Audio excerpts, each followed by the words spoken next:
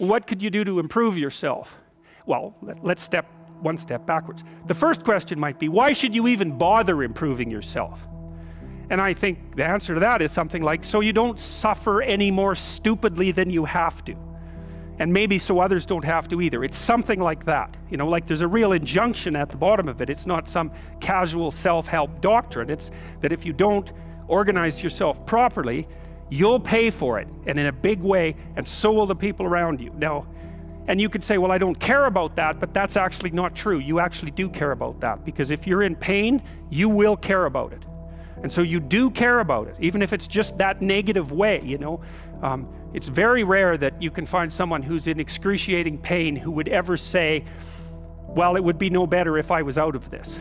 It's sort of, pain is one of those things that brings the idea that it would be better if it didn't exist along with it. It's incontrovertible. So you get your act together so that there isn't any more stupid pain around you than necessary. Well, so then the question might be, well, how would you go about getting your act together? And the answer to that, and this is a phenomenological idea too, it's something like, look around for something that bothers you and see if you can fix it. You can do this in a room. It's quite fun to do it just when you're sitting in a room, like a room, maybe your bedroom. You can sit there and just sort of meditate on it and think, okay, if I wanted to spend 10 minutes making this room better, what would I have to do? And you have to ask yourself that, right? It's not a command, it's like a genuine question. And things will pop out in the room that you know, like there's a stack of papers over there that's kind of bugging you, and you know that maybe little order there would be a good thing, and you know, there's some rubbish behind your computer monitor that you haven't attended to for like 6 months, and the room would be slightly better if it was a little less dusty and the cables weren't all tangled up the same way. And like, if you allow yourself just to consider the expanse in which you exist at that moment, there'll be all sorts of things that'll pop out in it that you could just fix. And you know, I might say, well, if you were coming to see me for psychotherapy, the easiest thing for us to do first would just be to get you to organize your room. You think, well, is that psychotherapy? And the answer is, well, it depends on how you conceive the limits of your being. And I would say, start where you can start. You know, if something announces itself to you, which is a strange way of thinking about it, as in need of repair, that you could repair, then hey, fix it. You fix 100 things like that, your life will be a lot different. You know, I often tell people too, fix the things you repeat every day, because people tend to think of those as trivial, right? You get up, you brush your teeth, you have your breakfast, you know, you have your routines that you go through every day. Well, those probably constitute 50% of your life. And people think, well, they're mundane, I don't need to pay attention to them. It's like, no, that's exactly wrong. The things you do every day, those are the most important things you do. Hands down. All you have to do is do the arithmetic. You figure it out right away. So 100 adjustments to your broader domain of being, and there's a lot less rubbish around, and a lot fewer traps for you to step into.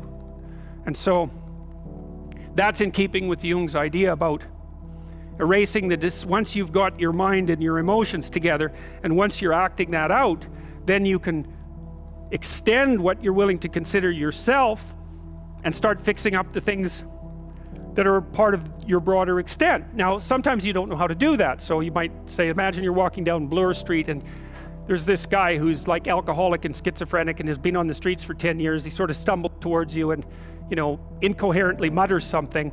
That's a problem. And it would be good if you could fix it, but you haven't got a clue about how to fix that. You just walk around that and go find something that you could fix, because if you muck about in that, not only is it unlikely that you'll help that person, it's very likely that you'll get hurt yourself. So, you know, just because while you're experiencing things announce themselves as in need of repair, doesn't mean that it's you right then and there that should repair them. You have to have some humility. You know, you don't walk up to a helicopter that isn't working and just start tinkering away with it. You have to stay within your domain of competence. But most of the time, if people look at their lives, you know, it's a very interesting thing to do. I like the idea of the room, because you can do that at the drop of a hat. You know, you go back to where you live and sit down and think, okay, I'm gonna make this place better for half an hour. What should I do? And you have to ask. And things will just pop up like mad. And it's partly because your mind is a very strange thing. As soon as you give it a name, a genuine aim, it'll reconfigure the world in keeping with that aim. That's actually how you see to begin with.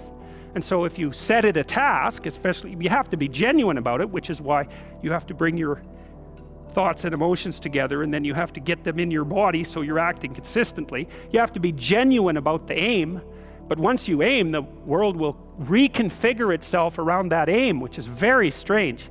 And it's technically true.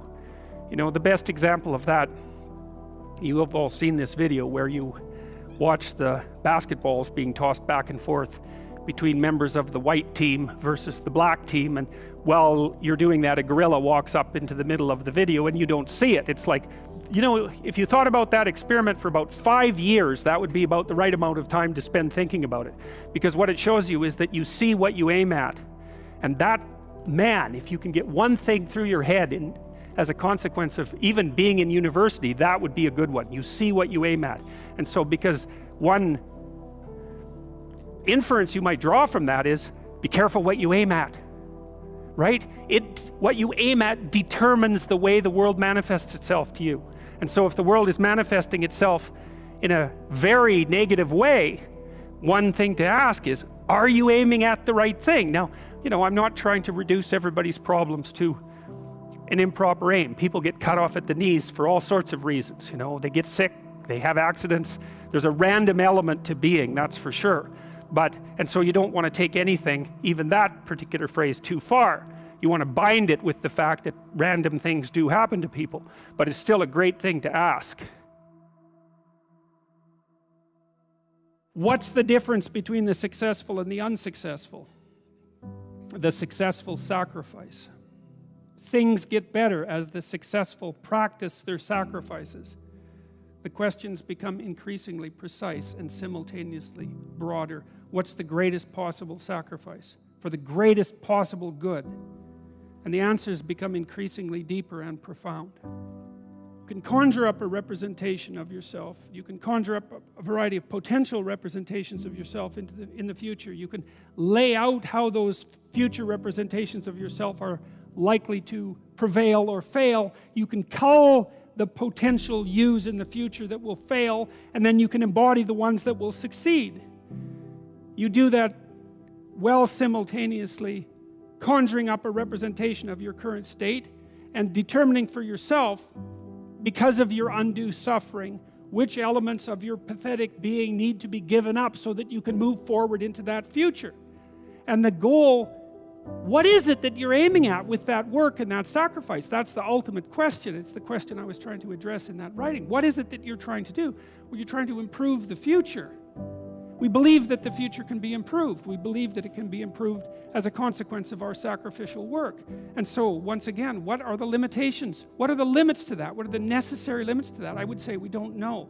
I would say as well that that's actually something that the entire corpus of biblical stories is trying desperately to articulate, to figure out and articulate, right? We conjured up this remarkable idea. The future exists. We can see it even though it's only potential. We can adjust our behavior in the present in order to maximize our probability of success in the future. How best to do that? Well, the idea is something like, don't hesitate to offer the ultimate sacrifice if you want the future to turn out ultimately well. Now, obviously, that idea is clothed in metaphysical speculation and religious imagery, but it still remains an intensely practical issue, right? What is it that you could contract for, let's say, if you were willing to give up everything about you that's weak and unworthy? Then you were talking about negotiation, right? And you said, well, you said something like, don't people who feel good about themselves, aren't they able to negotiate better? And negotiation is actually a practical issue to some degree. Like, the first thing is that you have to figure out what you want. Because you were saying, well, it's not merely rational. It's like, yeah, that's for sure. You have to bargain from a position of authority, let's say, not power. Authority is a better word. But you don't have authority unless you know what you're talking about, and unless you can bring, and you can't say no unless you've set yourself up with alternatives. So when you go to your boss and you negotiate for a raise, You need to have the sort of CV that enables you to go find another job, and you have to have your CV prepared, and you have to have looked for another job, and you have to be able to get one.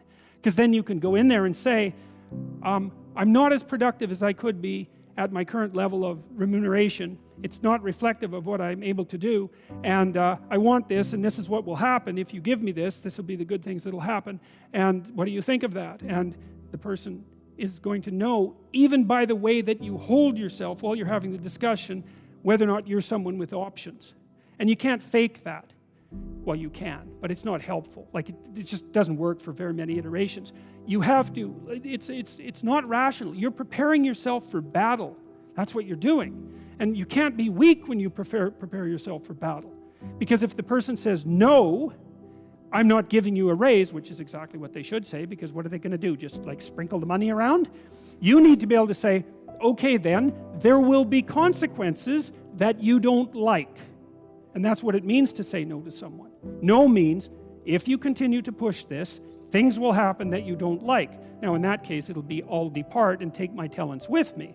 And if they don't care, well then you're in the wrong business, or you don't have any talents to begin with, right? Which is, so in order to negotiate properly, you have to put yourself in a position where you can push back as hard as you're going to be pushed on. And that means you have to open up your space of available options, because otherwise the person says no and that's it, you're done. Well, you'll lose then. It's as straightforward as that. Now, with regards to the self-esteem part, is practice on small things. Because you build the skills, forget about the self-esteem. It isn't about being confident or feeling confident or any of that. It's about knowing bloody well how to negotiate. Start with small things, you know. So you'll notice that there are things in your relationships in particular that aren't the way you want them to be, and that you could see how could be improved. It's like, figure out how they can be improved, negotiate with your partner, make the incremental improvement. Keep doing that. You'll get better and better at it. And then you'll be able to go out and have a harder negotiation in the world. So, you know, people have told me many times that when they listen to me talk, they're hearing things that they already knew but didn't know how to say. It's something like that. And this is one of those things that I think is exactly like that. I mean, I think it's at the very core of our moral knowledge, which is our behavioral knowledge and our perceptual knowledge. I mean, let's get this straight. Moral knowledge is no trivial matter. It's knowledge about how it is that you orient yourself in the world. There's no more profoundly necessary form of knowledge. Well, it's predicated on something that's exactly like this. We know that we have to make sacrifices. We know that we have to aim at what's good. So then why isn't that we don't aim at what's best and make the sacrifices that are necessary in order to bring that into play? I think it seems to me that in some sense that's self-evident. The question is why we don't do it, but there's answers to that too already in the material that we've covered. Life is hard, and it hurts people. It's rife with limitation, and some of it's arbitrary, and it's no wonder, and some of it's unjust, and some of it's worse, some of it's malevolent, which is even worse, and something I haven't talked about at all in this lecture. It's not surprising that that combination of vicissitude can turn people against being.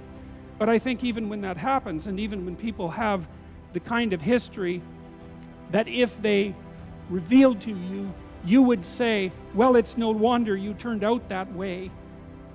The people who turn out that way still know that it's wrong. They still know that however deep their own suffering, however arbitrary their own suffering, however much that's caused by the malevolence of others, as well as the tragedy of existence, that does not in any way justify their turning away from the good. And I believe everyone knows that. To what end should you devote your life? It's a good question. That's the question of the meaning of life. And you know, people need meaning in their lives because their lives are difficult. Maybe you think, no, life isn't that hard. It's like, oh, not only is it that hard, it's even harder than you think. You're going to be tested, that's for sure. And if you have a sustaining meaning, then well, Nietzsche said himself, he who has a why can bear any how. Why would you look in the darkest places? Because in the darkest places you can find what still shines. If it can shine in the darkest places, then you know it's a real light. And so you look at the things you don't want to look at. You have to look at the things you don't want to look at. Well, why do meaningful things? Well, first of all, what is meaning? But then why do meaningful things? And the answer is, well, because life is suffering. and malevolence. It's ineradicable at its core. It's like, that will take you out. Make no mistake about it. You need something to, you need to be armed with virtue in order for that not to turn into hell. Really, you really need that. And it isn't just your hell, that's bad enough. That can be really bad, especially when you're contributing to it, right? Because then not only are you suffering, but you know you're the agent that's producing the suffering. And then maybe that's not just for you, it's like you're taking out your family. If you're really good at it, you're taking out large swaths of your community. That's hell. It's like, and that's real. And no one with any sense and any experience has any doubt that that's real.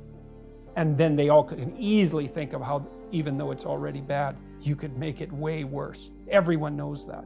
So what's the bulwark against that? Nobility of purpose. That's it. You have that, then you can, then you have something to set against the suffering and the malevolence. And you need, it isn't optional. That's not optional. You cannot live without it. Not without meaning is not optional, right? Well, that's why it's such a deep instinct. Right. It's an instinct, meaning. It's the instinct of life. My life is meaningless. It's the spirit has gone out of you. It's like, well, and you know, modern people, it's part of this process of criticism. We've criticized the idea of meaning so much that we don't really believe in it anymore. It's like, well, that's fine. You can not believe it, but try living without it and see how far you get with that. You need a reason to get out of bed on a terrible day. Okay, what's that reason going to be? Well, let's think it through. You know people who can get out of bed on a terrible day. Do you admire them? Yes. What are those people like? Are they taking responsibility for themselves? Definitely. Do they have excess capacity, so they're taking responsibility for other people? Yeah. Are they doing difficult things? Yes, obviously. The more you respect them, the more you also see that they're doing difficult things and doing them well. So what does that mean? Do some difficult things. Do them well. So pick up your goddamn burden and walk up the hill. So, yep, I get it. And people do get it. And it's not surprising because that's the alternative to hell. Accept the burdensome condition of suffering voluntarily and you transcend it. It's like you've got a problem with the world? Hey man, no wonder you have a problem with the world. Like the world is a pretty rough place and it could use some work. It's like, have you done all your work? If the answer to that is no, then I would say, put in order what you can put in order. It's like, well, you have a problem. Okay, what's the problem? What are its constituent elements? What are the smallest implementable steps that we could take to start to address the problem? Implement the best plan that you have at hand. That's it. You'll learn. It won't be the right plan. It doesn't matter. You'll learn, implementing that plan, you'll learn a whole bunch, and then the next plan you make will be better. Implement the best plan you have at hand. Imagine that you were in a bad relationship. And maybe you weren't that happy about it, but you know, it was better than no relationship at all. And then the person that you were in a relationship betrayed you. And maybe they did that because you actually weren't that happy with the relationship anyways. Maybe they did that because you were a little bit naive. Or maybe they did that because you were a little bit too easy to get along with and as a consequence a little bit on the boring side. And so when they first leave you, it's a catastrophe because your world falls apart. But when your world falls apart, you're somewhere new. And it's possible to learn something new in that place. So you might learn, for example, that you should be a little sharper the next time that you go out with someone. Or you should be a little bit more careful about picking up on clues that your partner's bored with you. Or that maybe you should stop associating with lying psychopaths and your life would be a lot more positive. And stop thinking that you have the capacity to redeem somebody that is not after redemption in the least. And what that means now and then is that when you fall into the belly of a whale and you're swallowed up by something that lurks underneath, that you can come out the other side transformed. And that's actually how people learn. Every time you learn something, you learn because something you did didn't work. And that exposes you to the part of the world that you don't understand. Every time you're exposed to a part of the world that you don't understand, you have the possibility of rebuilding the structures that you use to interpret the world. That's often why it's more important to notice that you're wrong than it is to prove that you're right. One of the things that you're supposed to learn in university is precisely that. It might be useful to listen to people that annoy you on the off chance that they know something that, if they tell you, you can use instead of dying. Talking to people who agree with what you say is like walking around in a desert. You already know everything that they say.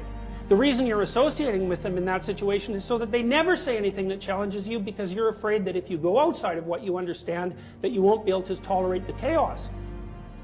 But it isn't the case. People have an unbelievable capacity to face and overcome things they don't understand. And not only that, that's essentially what gives life its meaning. The Buddhists say life is suffering. And you think, well, if that's the case, why bother with it? And people do ask that question, and they ask it in ways that result in their own destruction, and worse, in the destruction of others. So for example, people who become particularly cruel, particularly in a genocidal manner, are more than willing to dispense with as many human beings as they can possibly train their sights on, because they're so disgusted by the nature of human limitation that they'd rather eradicate it. And lots of people become suicidal because they can't bear the conditions of their own existence. And suffering is real, and it's inescapable. So the question is, what do you do about it? You notice in your own life, and you can do this by watching your own life. Now, I often ask my clients to do this. Say, look, watch your life for a week and pretend you don't know who you are, because you don't know who you are at all. What you understand most about yourself are the arbitrary presuppositions that you use to hem yourself in. And you act as if those presuppositions are true, so that the revelation of the full nature of your character won't terrify you. People hide in their own boxes, and it's not surprising, but it's not a good idea, because life is too hard to hide in a box. You can't manage it if you do that. If you watch yourself for a week, you'll see certain things. You'll see some of the time that you're resentful and annoyed. And those are times when you're either taking advantage of yourself or you're thinking improperly. Some of the time you'll be bored, in which case you're either undisciplined or you're probably pursuing something you don't want to pursue. And some of the time you'll actually be engaged in life. And the times that you're engaged in life, you won't notice that you're there. Right? The distinction between subject and object disappears when you're engaged in something that you find meaningful. The purpose of life, as far as I can tell from studying mythology and from studying psychology for decades, is to find a mode of being that's so meaningful that the fact that life is suffering is no longer relevant. Or maybe that it's even acceptable. And I would say as well that people know when they're doing that. You know when you're doing that in part because you're no longer resentful. You think, geez, I could do this forever. Right? There's a timelessness that's associated with that state of being. From a mythological perspective, that's equivalent to brief habitation of the kingdom of God. That's the place where you are that's so meaningful that it enables you to bear the harsh preconditions of life without becoming resentful, bitter, or cruel. And there's nothing that you can pursue in your life that will be half as useful as that. Don't remain in stasis. You get old way, way faster than you think. Time ticks away, man. Get at it. Get out there in the world. Have your adventure. Get the hell out there. Do something. Fail. Fail while you're trying. Then you'll learn why you failed. Then you won't have to fail again. It's like aim at something and progress towards it. And be willing to change your aim, because what the hell do you know? But aim at something, and then at least you're oriented. And you have to aim at something that you believe would be worth trying. So yeah, get at it, man. Don't waste time.